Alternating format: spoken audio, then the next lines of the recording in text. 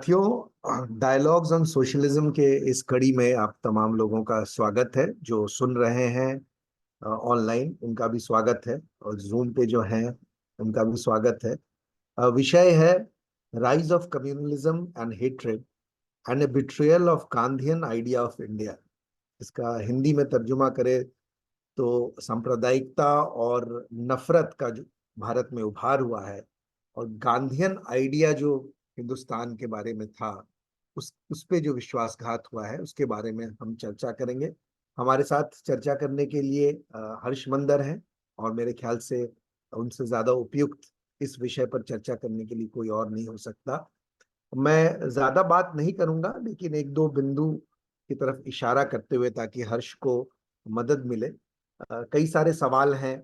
सांप्रदायिकता जिस तरह से एक आम आदमी समझता है या औरत समझती है, हमारे मन में वो भाव आता है कि सांप्रदायिकता वो आइडिया है जिसमें एक धर्म और दूसरे धर्म में अलगाव पैदा होता है। वो अलगाव नफरत भी बढ़ाता है। ये जो सांप्रदायिकता है, मेरे मन में हर्ष से ये सवाल पूछ रहा हूं मैं, कि आता है कि ये जहाँ कई धर्म के लोग रहते हैं और उनकी संस्कृतियां मिली जुली होती ही हैं, वर्षों से, जब सदियों से वो साथ रहते हैं, तो उनमें टकराव भी अवश्य पैदा होता है। क्योंकि अलग अलग धर्म के मानने वाले लोग, उनकी संस्कृति भी अलग होती है, साझे होते हुए भी अलग होती है। वो अलग अलग भगवान को मानते हैं। उनका जो फिलोसॉफिकल आइडिया है वो भी अलग होता है। तो जाहिर है कि एक भिन्नता की स्थिति होती है जो टकराव तक चली जाती है। हिस्टोरिकली अगर हम देखेंगे, तो हर्ष से पूछना चाहूंगा कि किस प्रकार से सांप्रदायिकता 500 साल पहले या 1000 साल पहले विद्यमान थी हमारे देश में, और आज उसका स्वरूप बदला है। किस प्रकार से बदला है? आज ज्यादा वो डेंजरस है, खतरनाक है? अ, उसकी नए नए चेहरे उसके नजर आ रहे हैं आपको, या वो पुरानी ही चीज है जो अधिक तीव्रता के साथ हम लोग महसूस कर रहे हैं? पिछले 10 सालों में खासकर जिस तरह की राजनीति अपने देश में चल रही है, और मुझे भी करीब 45-46 वर्ष हो गए हैं। मैं अपने जीवन में भी इस बात को महसूस कर पा रहा हूँ कि नफरत का माहौल, धार्मिक स्तर पे नफरत का माहौल बहुत अधिक है। ड्राइंग रूम की चर्चाओं में, अपने परिवार के व्हाट्सएप ग्रुप में, अपने एल्यूमनाई ग्रुप में, अब ये बहुत आसान है किसी एक खास धर्म, खासकर मुस्लिमों के प्रति या ईसाइयों के प्रति कुछ ऐसा कह जाना जो 25-30 साल पहले हम लोग नहीं सुना करते थे या हिचकते थे कहने के लिए। जो ऑल्टरनेट ट्रुथ की बात आ रही है, कि आप एक बड़ा समूह इस बात को मानने लगे कि बीजेपी दरअसल सांप्रदायिक नहीं है, कांग्रेस सांप्रदायिक है। ये भी मैं अपने व्हाट्सएप ग्रुप की चर्चाओं से आपको बता रहा हूँ। और बहुत पढ़े लिखे लोग, जिन्होंने काम किया है विदेशों में भी, यहाँ भी काम कर रहे हैं, साधन संपन्न लोग, अच्छी पढ़ाई लिखाई हुई है, उनका भी इस तरह का वक्तव्य आना हैरत में जरूर डाल देता है। और कोई रेफरेंस पॉइंट नहीं रह जाता फिर डिबेट के लिए। अगर आप कहें कि बीजेपी को हराना है तो मुसलमानों में शिक्षा बढ़ाओ। हाल में ही मेरे एक मित्र ने व्हाट्सएप मैसेज में एग्जिट पोल पोल के बाद ये कहा कि अगर आप बीजेपी को हराना चाहते हैं तो मदरसा को हटाइए, मुसलमानों को शिक्षित कीजिए, उनमें जो रेडिकल एलिमेंट्स है उनको ठीक कीजिए। तो इस तरह की बातें अब कॉमन हो गई हैं, ये अपवाद नहीं है।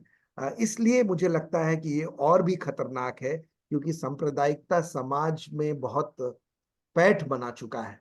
और इसका नतीजा है कि नफरत भरे जो इंसिडेंट्स हैं वो पूरे देश में बहुत व्यापक तौर पे हमारे नजर में आ रहे हैं। और अधिक बात नहीं करते हुए मैं हर्ष मंदर जी से चाहूंगा कि इस चर्चा को खोल लें और अपनी बात रखें। हम सभी हर्ष मंदर जी से परिचित हैं। आप जानते होंगे कि 2002 के गुजरात राइट्स के बाद उन्होंने आईएएस से इस्तीफा दिया था। उसके बाद उनका काम रहा है जो लोगों को मिलाने का, एकता प्रेम बढ़ाने बढ़ाने का काम रहा है। अमन बिरादरी के तौर पे या कारवां मोहब्बत के तौर पे जब वो अररिया भी आए थे, और हमने देखा है कि किस प्रकार लोग मिलते भी हैं अगर कोशिश की जाए। तो अब उनसे सुनना चाहेंगे। Over to you Harsh. Thank you. शुक्रिया आशीष। जिंदाबाद सभी साथियों को सलाम नमस्ते। अ, जो बातचीत और जो सवाल आशीष ने उठाए, अ, हमारा देश जिस दौर से गुजर रहा है, अ, आज जब हम बातचीत कर रहे हैं, कल सुबह चुनाव के परिणाम हमारे सामने आएंगे। ये कोई सामान्य चुनाव नहीं है। शायद आज़ादी के बाद सबसे महत्वपूर्ण चुनाव है, इस कारण से कि सिर्फ एक राजनीतिक दल को हम चुन रहे हैं, एक दूसरे को हरा रहे हैं, उस तरह का ये चुनाव नहीं है।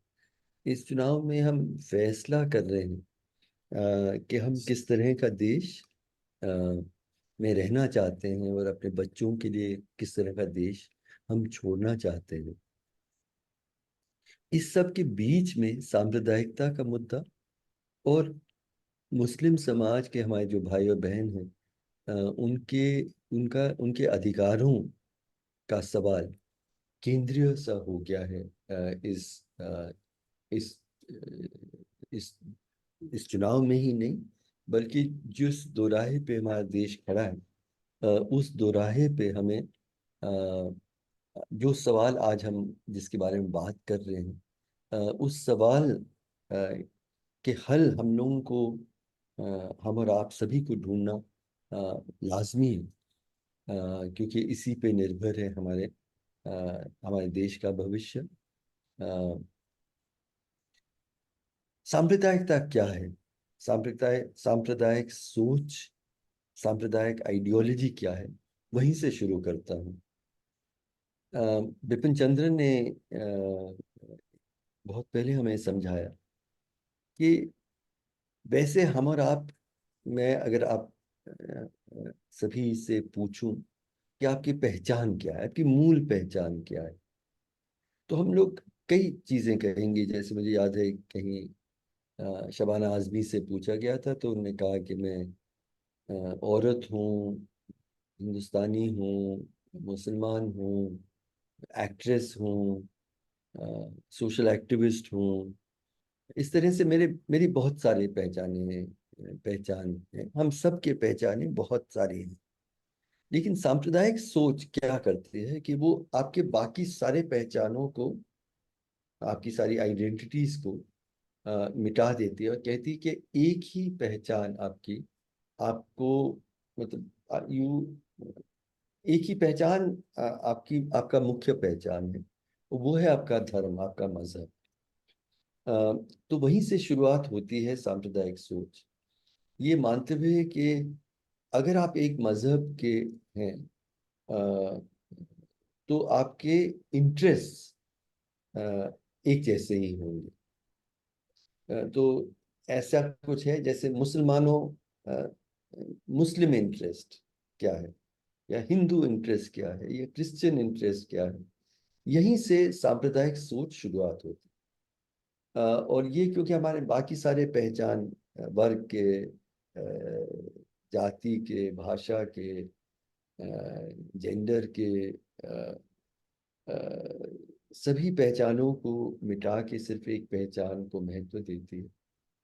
तो इस सोच के अनुसार मान लीजिए कि हम अजीम प्रेम जी की बात सोचें। अजीम प्रेम जी, क्या उनके हित नारायण मूर्ति से ज्यादा जुड़े हैं, या उनके हित एक भिखारी जो किसी दरगाह के सामने भीख मांग रहे हैं, जो मुसलमान हैं, उनके साथ उनके हित ज्यादा जुड़े हैं? जो सांप्रदायिक सोच है ये कहती है कि उनके हित मुख्यतः नारायण मूर्ति से नहीं जुड़ा हुआ, बल्कि उस व्यक्ति से है जो उनके मजहब का है, इवन दो वो शायद मस्जिद के सामने भीख मांग रहा हो। सांप्रदायिक सोच, जो बिपिन चंद्र समझाते हैं कि सांप्रदायिक सोच और ज्यादा खतरनाक तब होने लगती है कि जब हम मानते हैं कि एक मजहब के लोगों के इंटरेस्ट दूसरे मजहब के लोगों के इंटरेस्ट से अलग है। तो मुस्लिम इंटरेस्ट हिंदू इंटरेस्ट से के जैसे नहीं है, अलग है। यहाँ सांप्रदायिक सोच आगे बढ़ती है। और जहाँ वो सबसे खतरनाक हो जाती है, जब हम मानते हैं कि एक मजहब के लोगों के हित या इंटरेस्ट दूसरे मजहब के लोगों के हित और इंटरेस्ट के खिलाफ है। ये मुस्लिम इंटरेस्ट हिंदू इंटरेस्ट से के विरोध विरोध में है।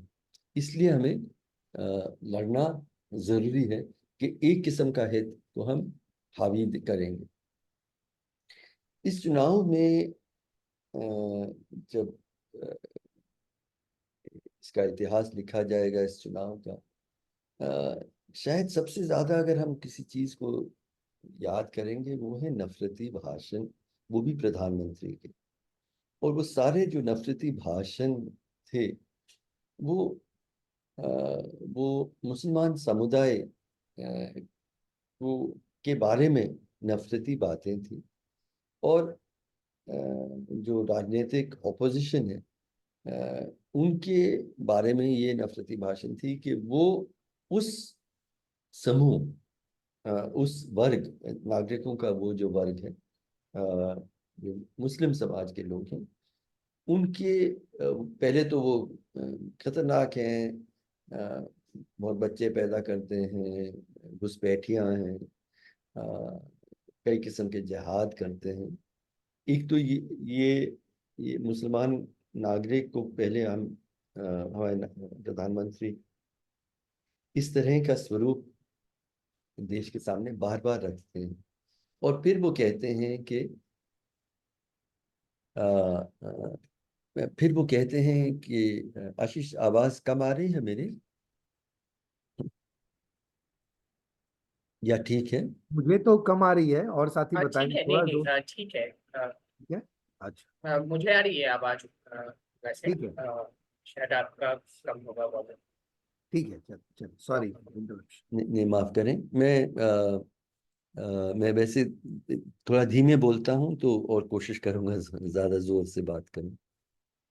अ, तो मैं कह रहा था कि दूसरी बात जो प्रधानमंत्री बार बार कहे वो कहे कि जो कांग्रेस पार्टी है और बाकी जो विपक्ष के जो राजनीतिक दल हैं उनका मकसद यही है कि इस ये जो समूह है लोगों का उनको वो उनके उनके हित के लिए वो हिंदू समाज के लोगों की संपत्ति, उनके मंगलसूत्र, उनके भैंस तक वो ले लेंगे और इस इस एक किस्म के शत्रु समूह देश के अंदर उनको बांटेंगे। तो ये एक मतलब बीजेपी की तरफ से पूरी तरह से सांप्रदायिक नफरत के बुनियाद पे उन्होंने ये चुनाव लड़ा है। और जिसके हम हेट स्पीच कहते हैं। हेट स्पीच सिर्फ स्पीच नहीं होती है।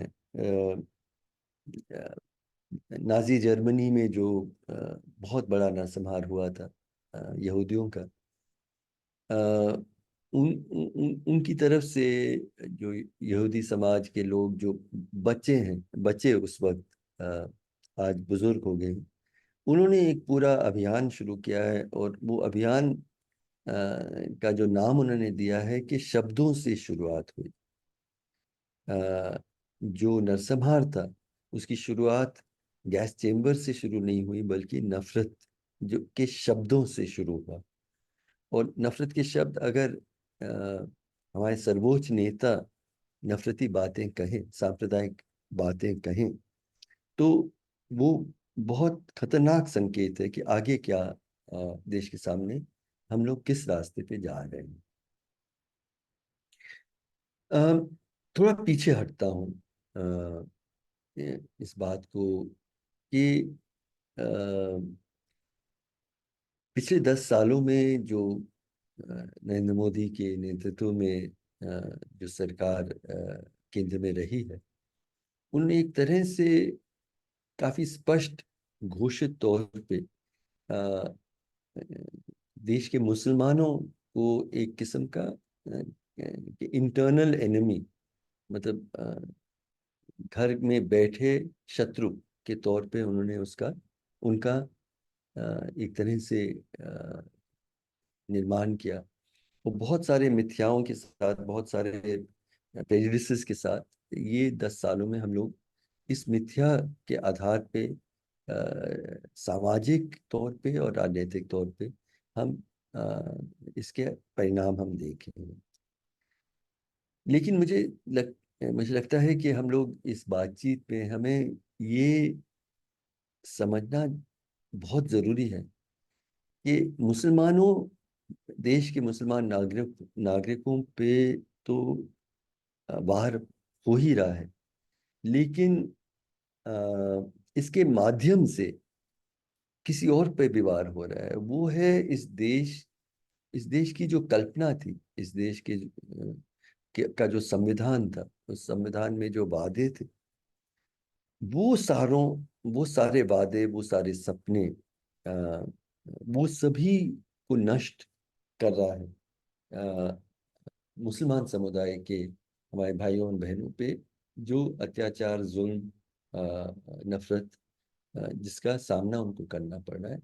वो अ, देश की बुनियादी जो कल्पना है, आज़ादी की लड़ाई की जो कल्पना है, और बाबा साहब अम्बेडकर ने हमें जो संविधान दिया, उस उसके उसको उस पे वार है, ना सिर्फ मुसलमान भाई और बहन के ऊपर वार है।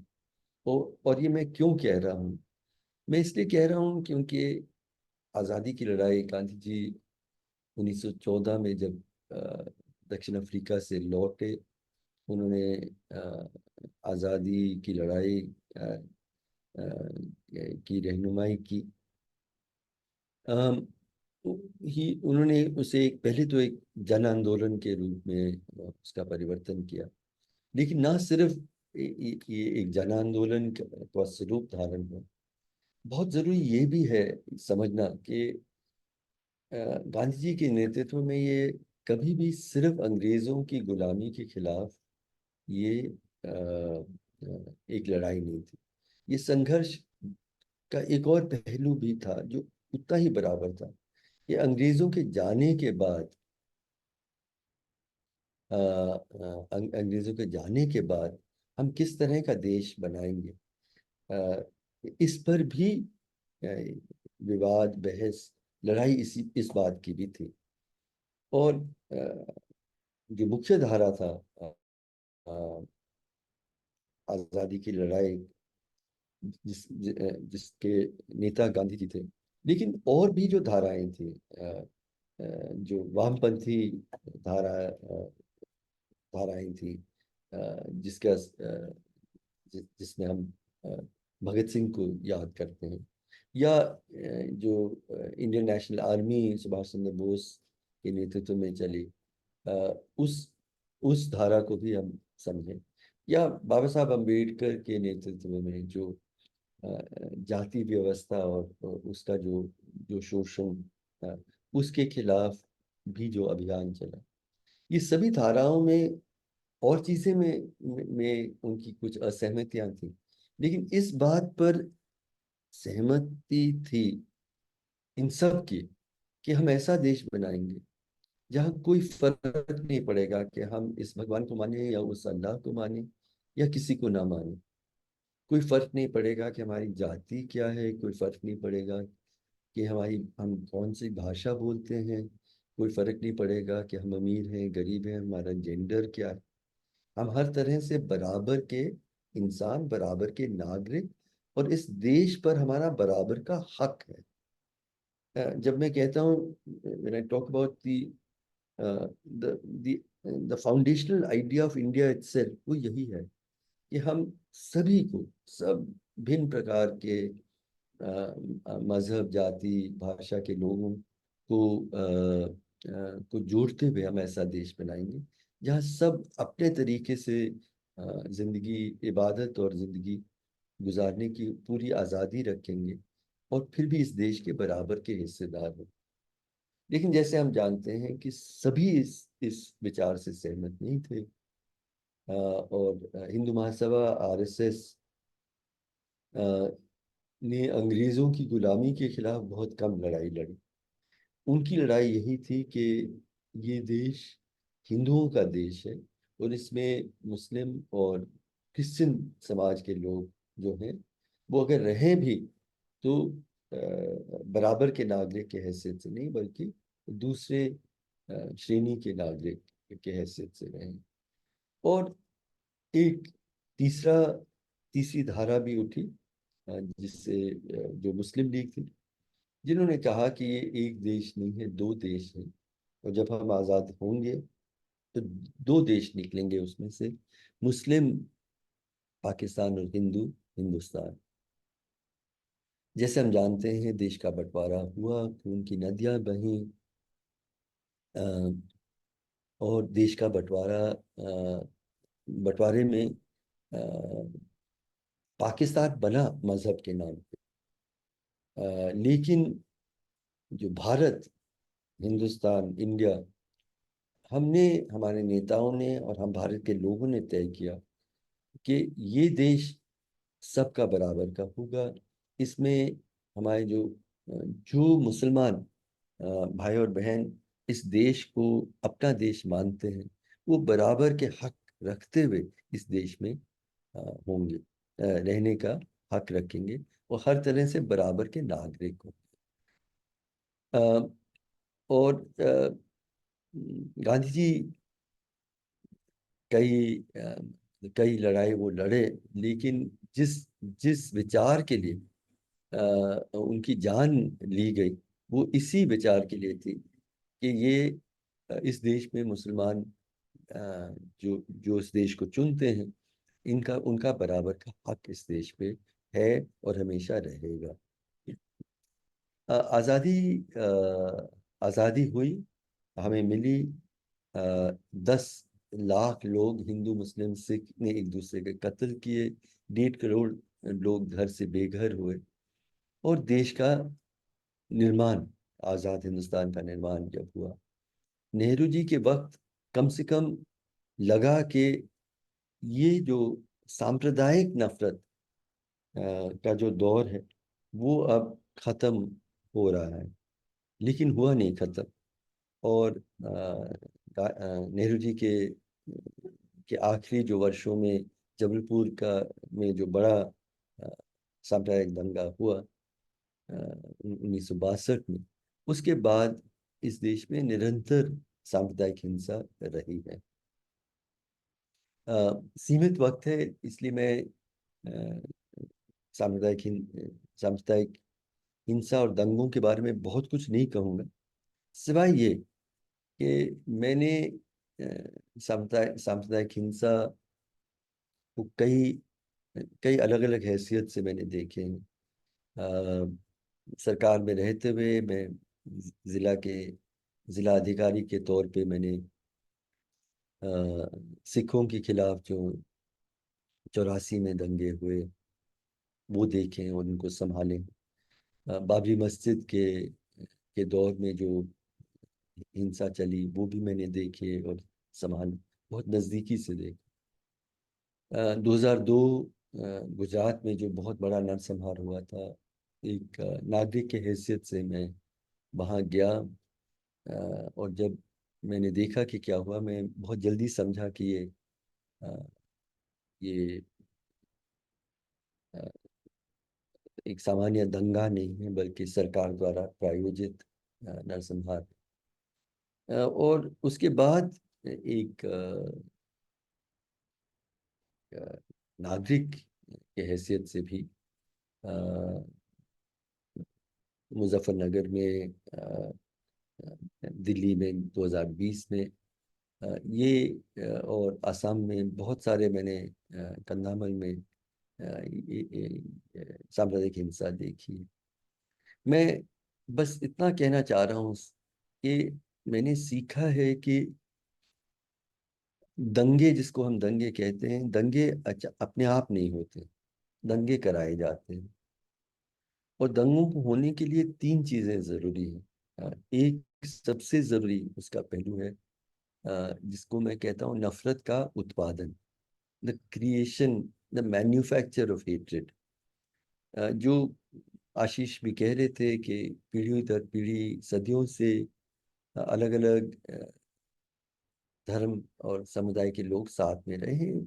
कभी कभी झड़प हुए हैं, कभी हिंसा हुई है, लेकिन सामान्य तौर पे आम लोग अपनी सारी विविधता के साथ इस देश में रहे हैं।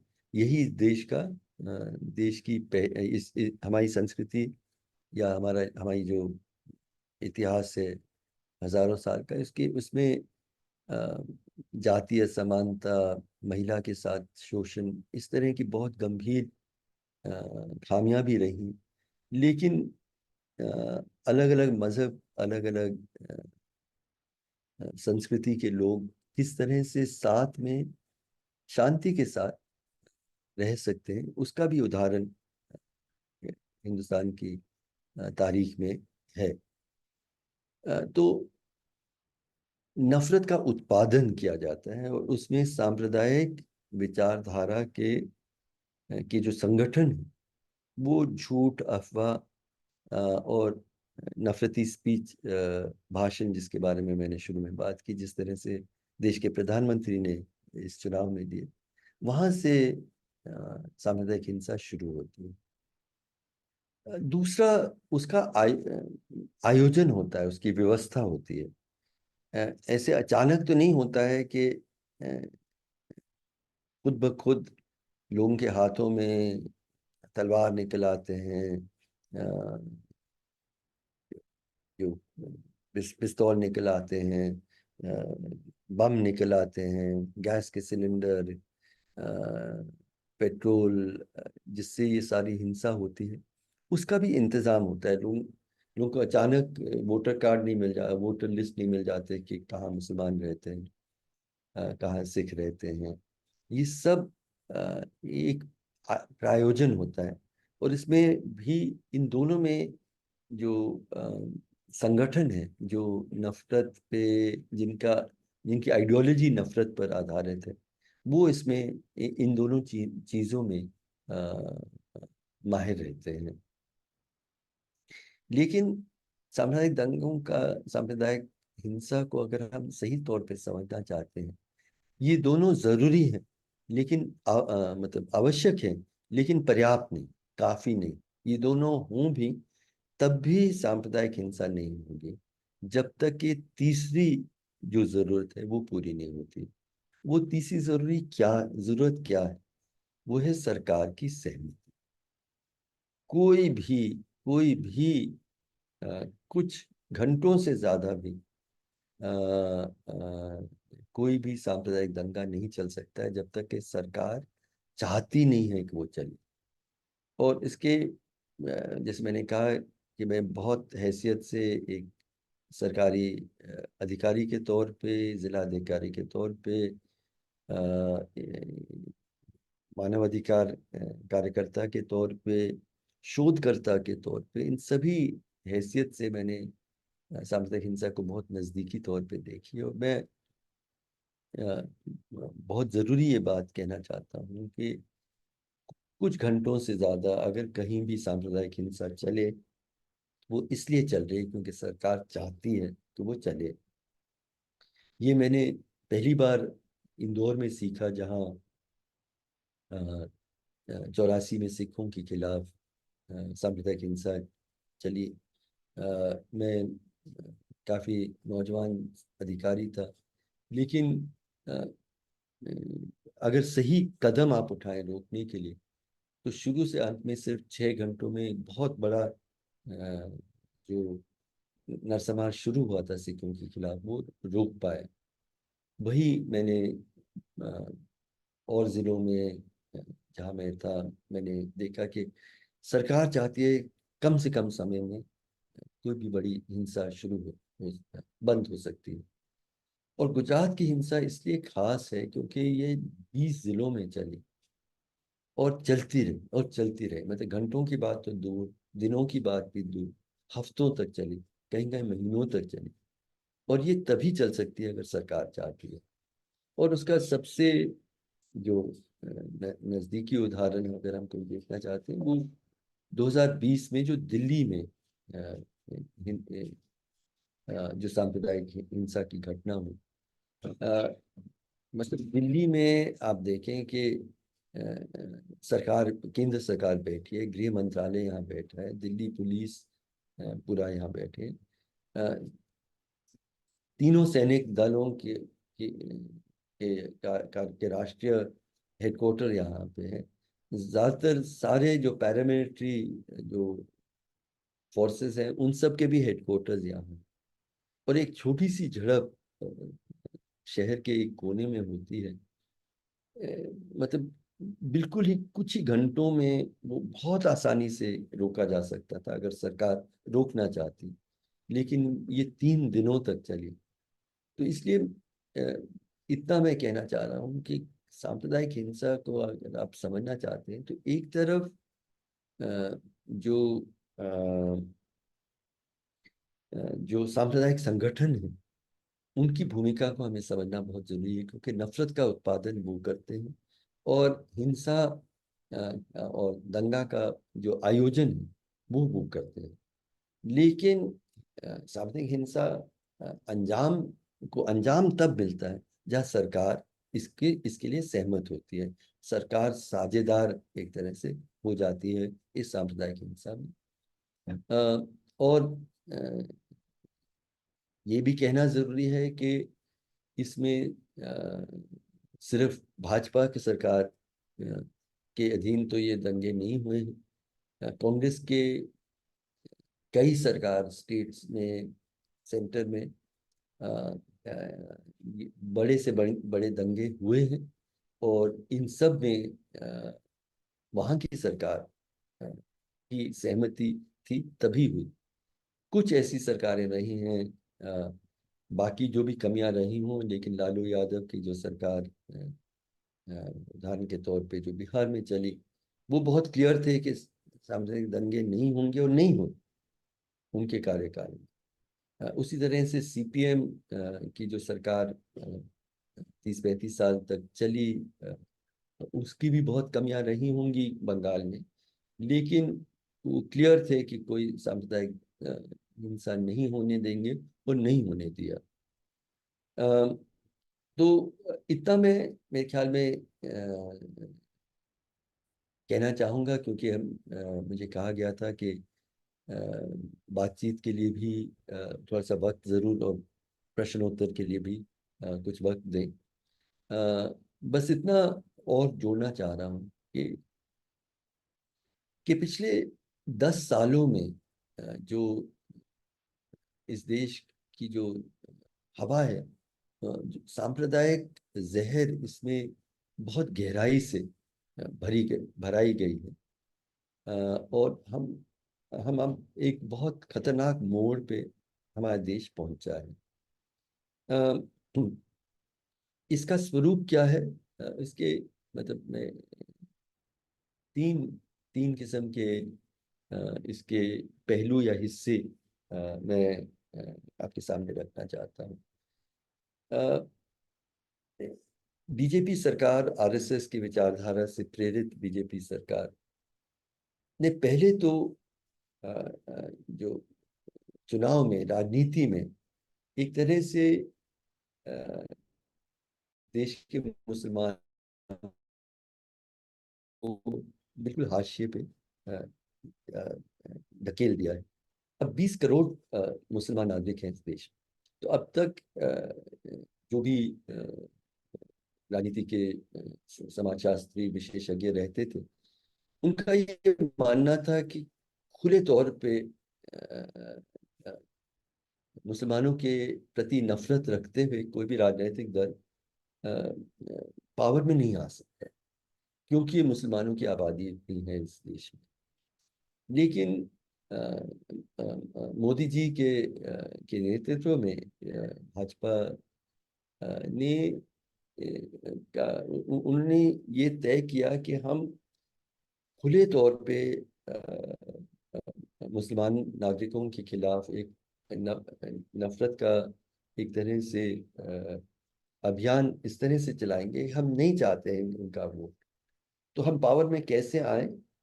हम पावर में तब आए जब हम बाकी सभी जाति और बाकी सभी सभी धर्म को हम एक तरह से यूनाइट करेंगे एक एक वहां दुश्मन खड़ा है और उस दुश्मन का सामना करने के लिए हम सब इकट्ठा हो जाएं, उस तरह की उनकी राजनीति रही और ये कामयाब रहा। क्योंकि हम देख रहे हैं कि 2019 के चुनाव का जब विश्लेषण हुआ तो हर तीसरे दलित ने भी बीजेपी के लिए वोट दिया था। और क्रिश्चियन वोट पूरे नॉर्थ ईस्ट में, अ, दक्षिण कन्नड़ा में, केरल में क्रिश्चियन समाज के भी वोट बीजेपी को मिले हैं, बड़ी मात्रा में मिले। तो ये उनकी कामयाब राजनीतिक कामयाबी है। उनकी राजनीतिक कामयाबी ये इसमें भी दिखती है कि जब वर्तमान 2024 का चुनाव है उसमें जो ऑपोजिशन के भी पार्टीज हैं उन्होंने भी बहुत ही नगण्य संख्या में मुसलमान कैंडिडेट्स को खड़ा भी किया। टिकट भी सिर्फ 55-60 टिकट सारे राजनीतिक दल मिलके उन्होंने दिए हैं। यूपी जैसे प्रदेश में जो गठबंधन था, कांग्रेस ने एक भी मुस्लिम को टिकट नहीं दिया और समाजवादी पार्टी ने भी सिर्फ 4 मुस्लिम कैंडिडेट्स को टिकट दिए। तो एक तरह से ये जो लड़ाई, एक जंग देश के मुसलमानों के खिलाफ लड़ी गई है, उसमें एक तो उनको पॉलिटिकली बिल्कुल मार्जिनाइज कर देना और उसमें बहुत कामयाबी मिलती है। जो दूसरा जो उनका फ्रंट उन्होंने खोला है वो है सामाजिक, समाज में। और उसमें जो हेट स्पीच, जिस तरह का हेट स्पीच इस दौर में चला है, जहाँ खुल के वरिष्ठ सरकार में बैठे मंत्री, कभी कभी प्रधानमंत्री, गृह मंत्री, मुख्यमंत्री कई प्रदेशों के, और तो एक तरफ वो, एक तरफ जो भगवा कपड़ा पहने हुए धार्मिक जो नेता हैं, अ, और महिलाएं भी हैं।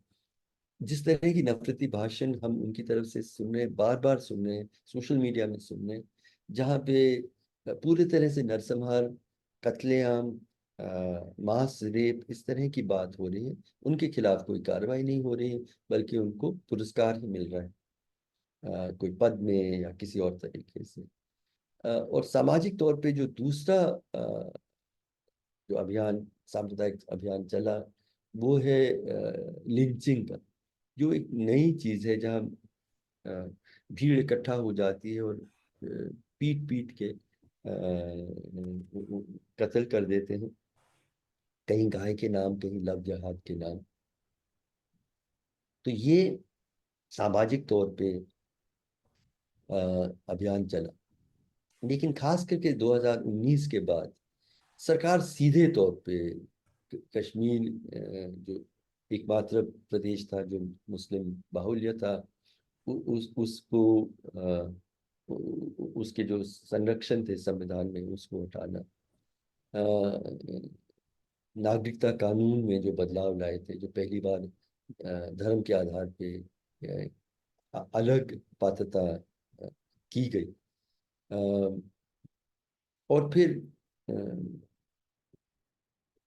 लव जिहाद कानून, गाय के संबंध में कानून, इतिहास को बदलना, शहरों के नाम बदलना, जहाँ भी एक तरह से मुस्लिम का हमारे इतिहास में जो भी, हमारी संस्कृति में, हमारे रहन सहन में जो भी योगदान रहा है, उसको बिल्कुल नकारना, कि उन्होंने जो जो दिया है इस देश में, और इतिहास इस तरह से दोबारा लिखना कि ये पूरे हर जो मुस्लिम शासक रहे हैं उन्होंने जुल्म ही जुल्म किए, इस तरह का इतिहास दोबारा लिखना, अ, और बुलडोजर से लेके जो हम देख रहे हैं कि जब चाहे बिना किसी कानून, बिना किसी संविधान के मुसलमान लोग को के घरों का जो तोड़ने का जो सिलसिला हम जगह जगह देख रहे हैं। तो ये सब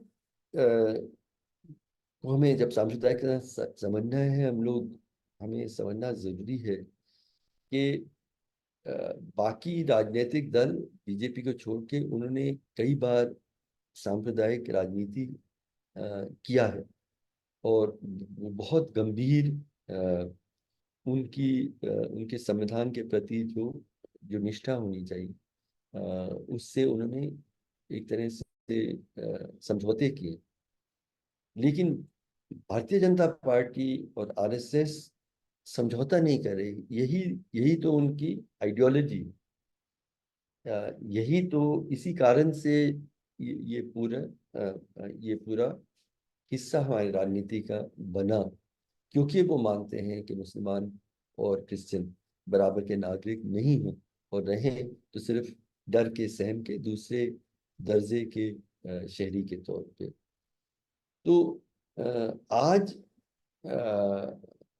देश के ज्यादा से हम बड़ी संख्या में देख रहे हैं कि हमारे परिवारजन, हमारे साथ पढ़ने वाले लोग, हमारे साथ काम करने वाले लोग, हमारे सारे जो व्हाट्सएप ग्रुप्स हैं, हम सभी किसी से भी हम बात करें, हम कहें कि कहाँ से इतनी नफरत कहाँ से उभर के आई है। इतनी नफरत हमारे दिलों में थी, हमें मालूम भी नहीं था। तो इसलिए मैंने एक किताब लिखी है, कॉल्ड इट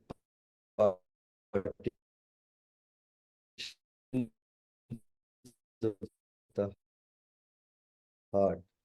इसमें कहा हूं कि उससे कितनी मतलब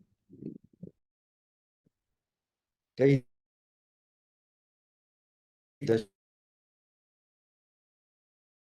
लेकिन उसका दर्द आज में है। और चुनाव में भाजपा को हराना जरूरी है, क्योंकि उससे हम लोकतंत्र को बचाने का हमें एक मौका और मिलेगा।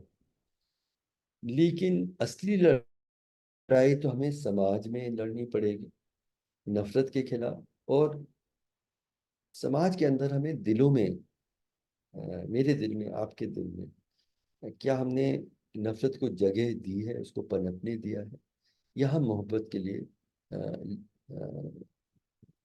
खड़े होने के लिए तैयार हैं? उसमें कोई साहस नहीं है जब एक भीड़ इकट्ठा होके किसी आदमी जिसके पास कोई हथियार नहीं है, उसको पीट पीट के मारे। उसमें कोई हिम्मत, साहस की जरूरत नहीं है, वो तो कायरता है। साहस तो उसमें है जो उसके बीच में खड़े होकर उसको रोकने की कोशिश करे, नफरत की हिंसा को, नफरत के विचारों को रोकने की कोशिश करे, मोहब्बत की बात करे। उस साहस, उस विश्वास को हमें सबको ढूंढना जरूरी होगा। नहीं तो जो देश हमें आज़ादी की लड़ाई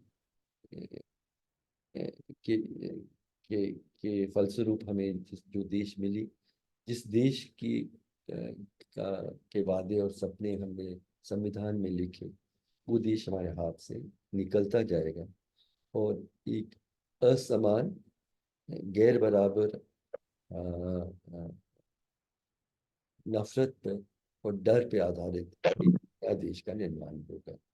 हम और आपको ही तय करना है कि हम किस तरह का देश अपने बच्चों के लिए छोड़ना चाहते हैं। शुक्रिया, जिंदाबाद।